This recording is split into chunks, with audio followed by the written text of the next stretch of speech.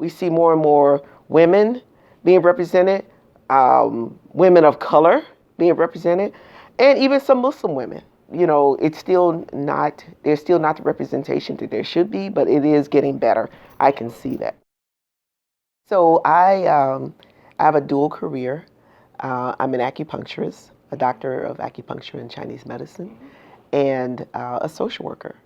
And I've been a social worker for the majority of my adult life. And acupuncture and Chinese medicine came later. So I've been an acupuncturist about 12 years.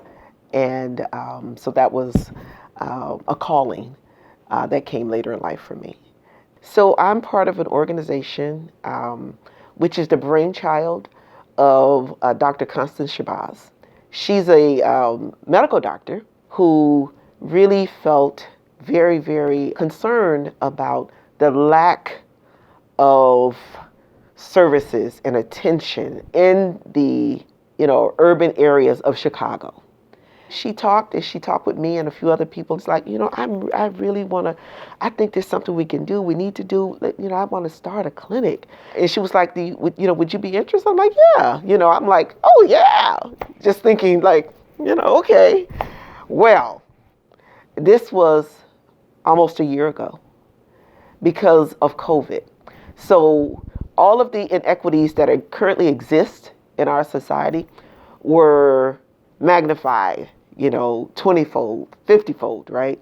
In the African American community, and not just African American, but Black and brown communities in general, because those folks who didn't have really didn't have. We know what it looked like a year ago when folks all of a sudden were out of work. And so we began talking about it, and then we began to really organize, again, under her leadership of this. And so we met and came up with a name. So the Salam Community Wellness Center, which is going to be housed in a Woodlawn community on the south side of Chicago. The physical space exists, but it's being built out. And so, she's the CEO of our organization. I'm the director of alternative and behavioral health, because our goal is to provide not just Western medicine, okay, because that's her wheelhouse, and the other physician, but also to provide alternative care. I think that women are being heard, Muslim women are being heard and represented, and African American women are being heard and represented. So I definitely see improvements. Not that there can't be more, of course there could be more, but I'm definitely seeing.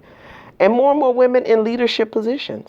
Now what I'd like to see would be more women in leadership positions at the mosque. I am not one of those people who feels like, I want to go to an all sisters masjid.